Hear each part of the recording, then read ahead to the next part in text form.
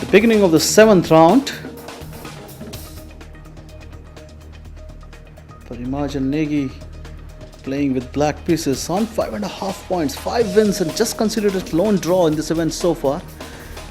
His victims include the top seed Krishnan Shashikiran in the previous round. Shashikiran was better for some part of the game, but when it came to nerves, Parimarjan displayed steely nerves. Went on to win a fantastic game up against Murtaz Kachkalev of Kazakhstan.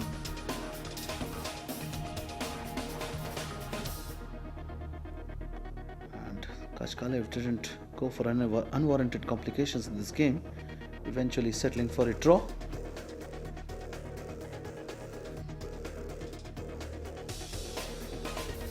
John Ludwig Hammer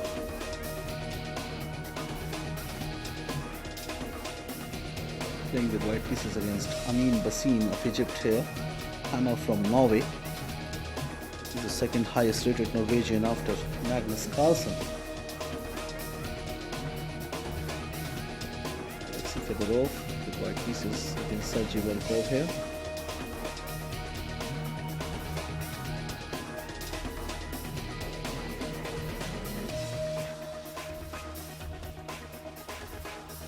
Krishnan Shashikiran left on 4.5 points after losing to Parimarjan in the previous round, facing Grandmaster Gadir Gusenov of Azerbaijan in this round.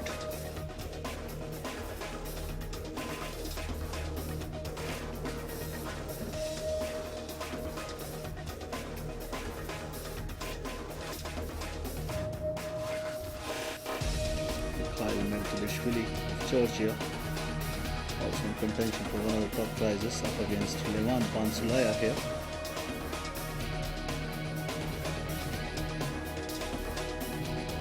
Suryasekhar Ganguly trying to stage a comeback of sorts on 4.5 points up against Manuel Berg of Sweden.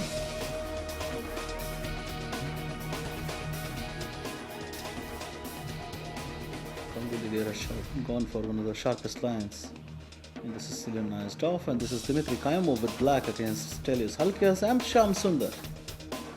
Still in with a chance to make his Grandmaster norm. On 4 points up against Mirab Gagunashvili of Georgia, and this is Ashwin Jairam, who's also on 4 points, and he's up against Samuel Tersakyan from Romania. Sicilian night off this one too. R.R. Lakshman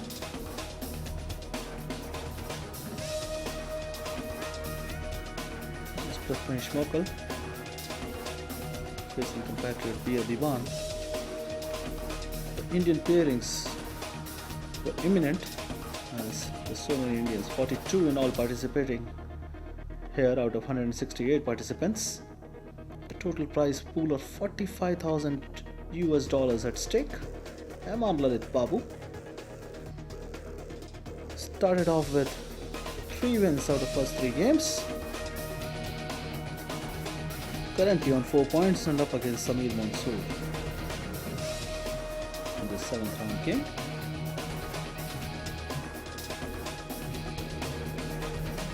Svetlana Cherednichenko is facing Sofiko Kokashvili.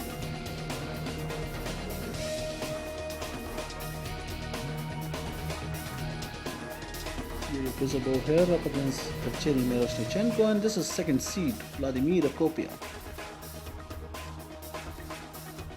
Akopian with black pieces up against Artashis Menashian of Armenia. So both all Armenian contests there.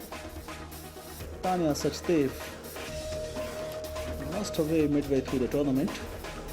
Started off with a win, then a loss against Sergei Volkov. It's been a mixed tournament for her ever since. Coming into the 7th round. And with the 7th round now coming to an end, Parimarjan remains in sole lead. Joined Parimarjan now sharing the lead on 6 points along with John Ludwig Hammer of Norway. So she's 7th round victory. Can you tell us about the game? Well, it's some kind of modern, yeah, but okay, this G3 setup, it looks like more like a King's Indian to me.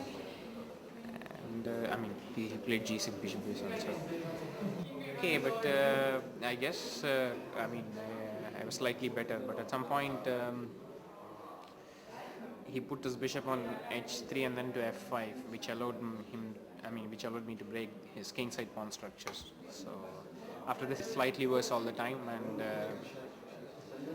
okay, after white exchanges rooks and his pawns on queen side as well as on king side are both weak. So he gave a pawn on the queen side, after which it's technique. I was black today, and it was some irregular d4 opening that happened. I think I played a little not so good in the opening, and my opponent got better. But okay, it was middle game, and then it got interesting. He made a mistake, and it was very tactical, and I managed to win in the end. And I needed to win this game after seeing how my tournament is not going that great. So I'm feeling better now. So how is it that you are winning with black pieces? Yeah, my score with white is just terrible. I scored like half out of 3, and I've scored 3.5 from black pieces, and I don't know what's up with that. I need to work on white, I think. Another convincing victory in the 7th round. Can you tell us something about the game? Yeah, thank you very much. I was playing against Mamedov Nidjat, like quite a strong grandmaster from Azerbaijan. He played e4 and I surprised him with a French defense right at the beginning, and he started thinking in the opening, and probably I think he had better position, but like he was always short on time, so he misplaced that better position, and probably then it was at one crucial juncture he played h5, which I think was a mistake. After that I managed to like outplay him from that position, and slowly he had to sacrifice a piece, so after that my attack was too much for him. It was a 2 knights defense, and after the opening I got an initiative, and slowly I got a very good attack on the king side, and all his pieces were stuck on the king side, and later I got a pawn with a knight maneuver from f5 d6 b7. The beginning of the 8th round the Dubai International Open Chess Tournament. Parimarjan Negi in command on 6 points, sharing the lead with John Ludvig Hammer of Norway. 6 points out of 7. Parimarjan has conceded 2 draws. Hammer started off with a loss in the first round and has raced to 6 victories on the trot. Both young, vibrant grandmasters. Parimarjan a little higher on the rating, 10 points more than 12 in fact more than Hammer, who goes for an open game. The game's beamed live through the internet. These are sensory boards. As a move is played here, it gets transferred to the main server, from where the move gets transmitted automatically to the internet. 2008 World Junior Champion Abhijit Gupta in action there against Sergey Volkov of Russia. This is Mikhail Mektilishvili.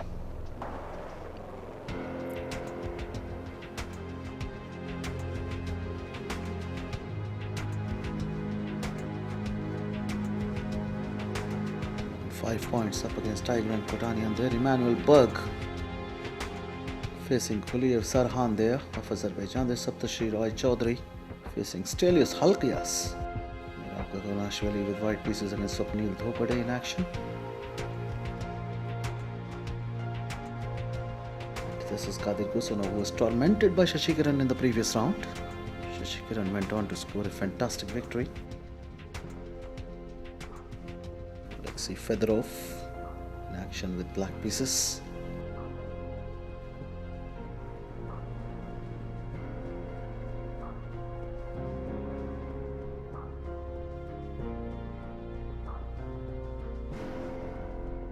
Shashikiran being white, Akhtas Kachkalev. Shashikiran has done quite well to be on 5.5 points. The loss against Negi put him off for obvious reasons temporarily.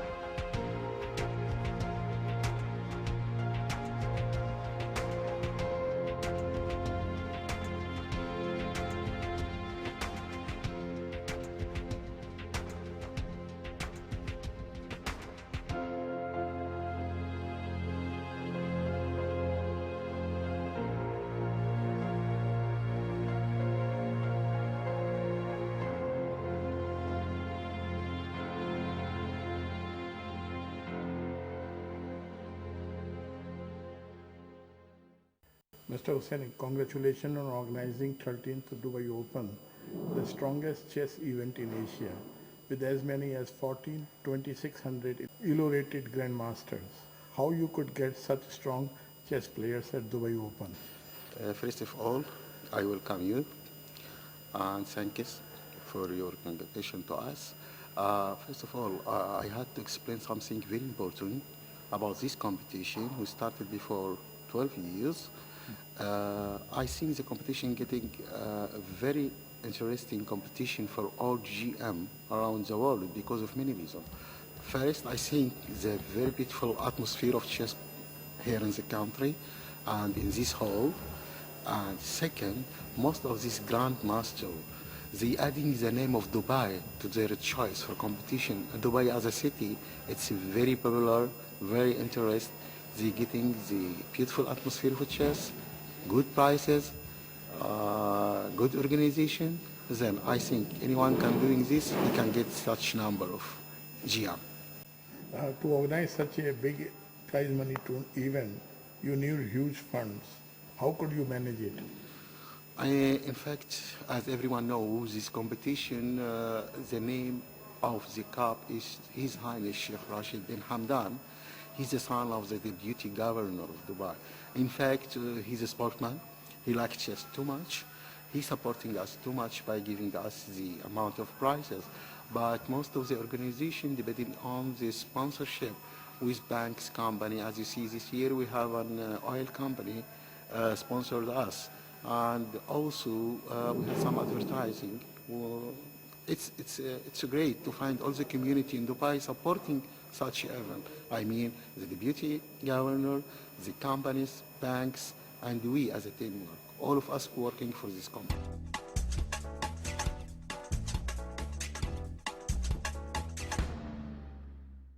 Basam, you won against the Indian. Yeah. Can you tell us something about your game? Okay, it was a Caro-Kann, a Tano variation. I think my opponent played some new variation he not used to play. I think he prepared something, I'm not so sure, but okay, at some moment I think he played h6 in some position. I think it's not so good. So I took slightly better position and then he sacrificed a pawn. And I kept the pawn till the end game was quite winning, rook end game. So you have got now 6 points, very Yeah. near to the top. Yeah. What are your expectations tomorrow? Yeah, tomorrow's last round is most important round and okay, most probably will be very, very tough game for me, especially if I'm playing with black, so I hope I can make good result to get a good place in the end, I hope. I was playing Sergey Volkov from Russia, strong grandmaster, but I don't know, today somehow he was completely off color, or maybe he didn't got the position which he wanted from the opening, and I had always pleasant advantage right from the opening, and like I could slowly manage. Battle for the title between two young Indian grandmasters, Parimarjan Negi and Abhijit Gupta, coming into this final round of the 13th edition of Dubai International Open Chess Tournament with a cash prize of $45,000 in all. Parimarjan playing with black pieces on 7 points, Abhijit a half point behind on 6.5, and the others are at least a half point behind of Abhijit, which means if Abhijit wins, he wins the title outright. Parimarjan draws, he wins the title outright. For the first time in the history of this championship, the title is set to come to India. Parimarjan played with black pieces. Let's have a look at this very important game that decided the winner.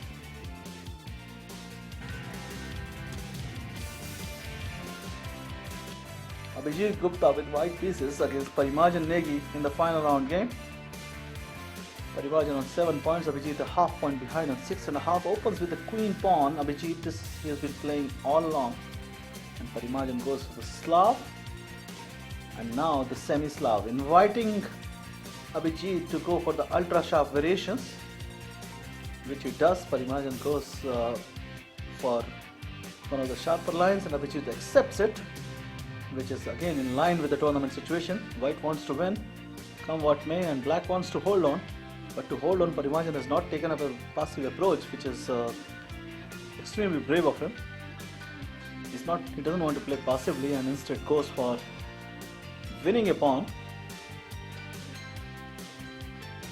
and then defending the position.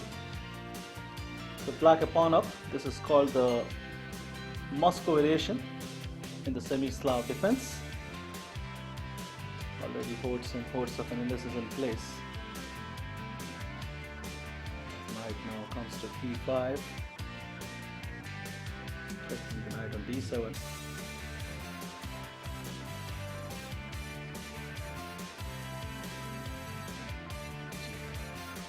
Captures. All this is routine theory. In pair, very recently in this position, Vasilin Topalov came out with a theoretical novelty when he surprised everyone by bishop d6 is indeed the move, of course, but after this here a6 was played and a4, and after b4 here Topalov came up with an opening surprise, bringing knight back to b1. The routine maneuver is bishop takes on d4, but Topalov got the knight back and went on to win a very nice game against Boris Gelfand at the Umber Blindfold and Rapid Chess Tournament. And well, apart from that, two of Topalov's seconds, Ermin Laami and Ivan Chepaninov, have both played d5 in this position. Another nice distraction for black. But obviously for Abhijit too, this came as a surprise as Parimardhan was playing this opening for the first time in his life. He better thought sticking to his guns and just took bishop b4, the main move. But before the start of this game, all the games that have been played in this position had ended in draws, which explains that why Parimardhan chose this position. He wins the pawn that he lost a couple of moves back quite quickly, and now the centralized queen is in fact putting pressure. No problems for black. Position is slowly playing itself. Abhijit also routinely develops. Parimardhan puts the bishop in the center of the board. The pawn on e4 was attacked, which is now successfully defended. And somewhere around here, Parimardhan went on to miss the threat of the position, and in here he played knight f6, probably not the best move. Knight came to f3. Now it was obligatory for the queen to retreat to b8 back, as the computer shows. But the other move turned out to be a complete disaster, as it happened in the game. Took bishop e4, attacking the queen. Black's own queen is attacked.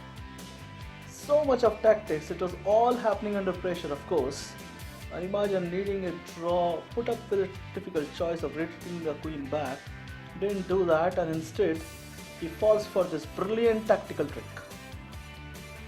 Rook d4 is simply brilliant. So the idea is clear. You take the queen, the rook goes to d8, gives a check, and then retreats the queen back.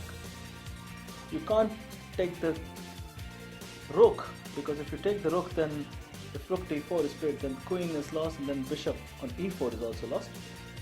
The bishop on e4 would be lost, because it's quite clear that you would have to take this. So what happened actually in the game was Parimardhan played the best move, probably the best move available here, cd4, but the counterplay is just not coming in. Queen c8, again brilliant resource, actually plays itself.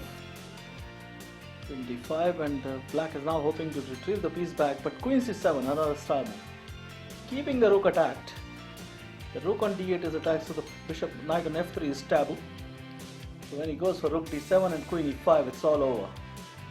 White will be a piece up no matter what. Parimardhan thought it was all over, and he thought correctly here. Abhijit, probably under pressure, had more control, and this is precisely why he was able to force his opponent to walk into such a trap. On another day, Parimardhan would never walk into such a trap. Anyways, a fantastic performance from Abhijit Gupta, showing better nerves and eventually annexing the Dubai International Open title. Meanwhile, on the second board, Chaba Balog playing with white pieces against Krishna and Shashi Kiran.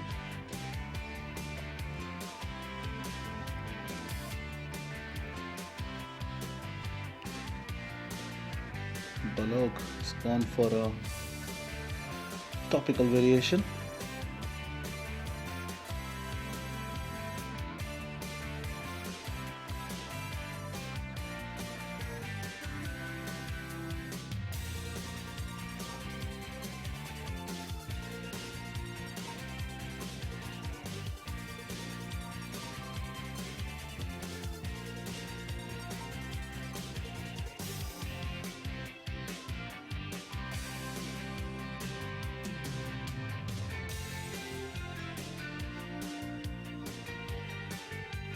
John Ludwig Hammer is playing against Alexei Alexandrov from Belarus.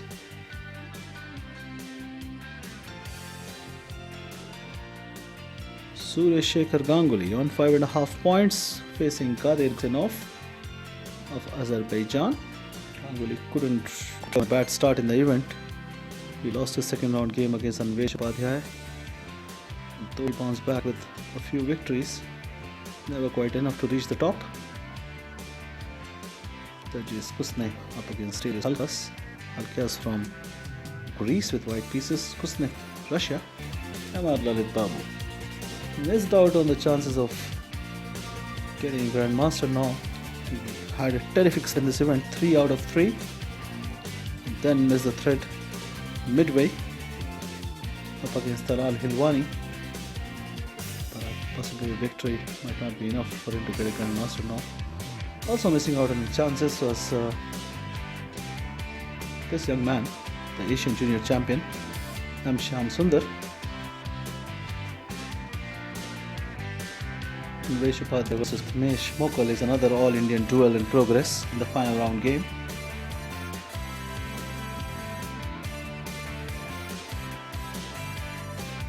Anvesh too had a cracker of a start, couldn't really get the momentum ticking in his favor thereafter.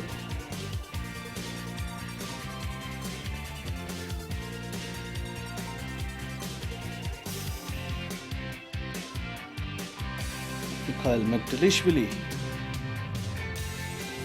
white pieces on 5.5 points. He's facing Mikhail Simantsev of Ukraine. Magdalishvili is from Czechia. This is the last and final round, 9th. 9 games in all, and Shiven Khosla has bounced back tremendously, but possibly not quite enough. He's losing a lot of red points. Bad start. Pontus Carlsen, Grandmaster from Sweden, is facing Sachdev in this final round game. He opens with a king pawn.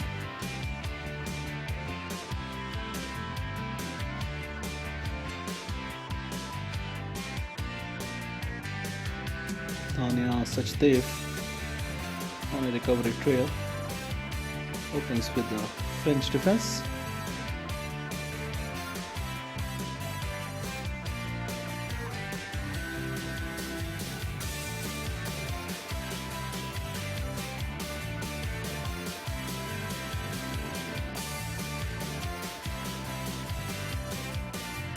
Ashwin Jairam playing with white pieces.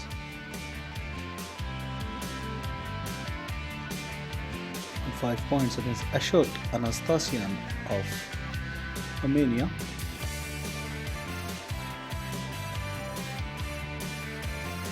Almira Mirzoev from Russia with white.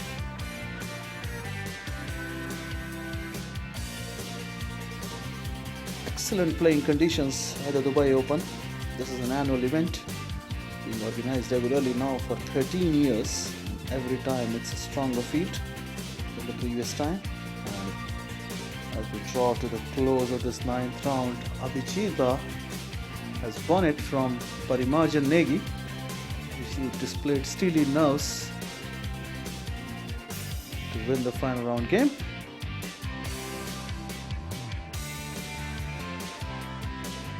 Abhijit, congratulations on winning the Dubai Open title. How difficult was your game with Parimarjan Negi? First of all, thank you very much. And okay, it's never easy to play against your friends, and Corey Marjan and I have been friends for quite a long time. But okay, sometimes you do have to compete against each other.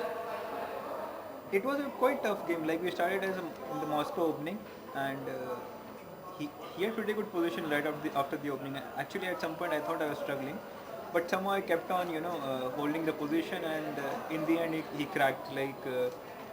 Maybe the pressure of the championship or the pressure of just making a draw maybe came too much to him. So in the end he just blundered with Bishop E4, so I could take next move Rook D4, and I won a piece after that. You were half a point behind Parimarjan. Did it ever occur to you that in case of a loss you would have been nowhere in the main prize list? Well, in sports, okay, there is always win and also loses, but such things you cannot. It should not come in your mind before the game. I mean, okay, you play to win, but okay, sometimes you can lose also. But there was also one psychological advantage for me because I knew like my opponent only needed a draw. So at some point in my mind, like I knew it that even in some slightly inferior position, if I offer a draw, most probably he will be ready to accept at any moment. So okay, first of all, it didn't occur to me like with having white pieces and against playing against Parimarjan that I should be worried about losing. And secondly, like as I told you, like I was. He was always under the impression like somehow he has to make a draw. So in the end, like he paid the price for that. For this high prize event, how long you have been preparing? Well, I've been preparing for like last 15 years. I was training very hard, but you never know. Like it's like also on your luck, like what kind of pairing you get, and like I got 2 whites in the end, which is also quite lucky for me. So all in all, it was a good event, and yeah, it was okay. I mean, it's nice to win a tournament in the end. Did you prepare for this final games match? Yeah, of course. Like I prepared quite hard, like in this morning. But okay, he again managed to surprise me in the opening. Like he played something which he has never played in his life. But okay, I was more or less prepared. And we fought actually. It was not an easy game. We fought hard, and in the end, he blundered. What are your plans in the coming month? Well, I'll be going to Slovenia to train under my coach Beliavsky, and after that I'll be playing in France, or even then I'm just going back and hoping to rest for a few days. After intense chess battles, it's time for the prize giving ceremony. His Highness Sheikh Saeed bin Hamida Al Maktoum himself present to give away the prizes to the winners, being greeted by a young talent. A welcome gesture in the UAE, offering a bouquet of flowers. It's time now for the prize giving ceremony. The best women prize, backed by Anna Zuzulia of Belgium, wife of Grandmaster Vadim Malakhatko, local talent of UAE. Reserved prizes for the local players. This is Saleh Mia Saleh, UAE's Grandmaster. John Ludwig Hammer finished joint second. Also finishing joint second, Murtaz Kachkhalev from Kazakhstan.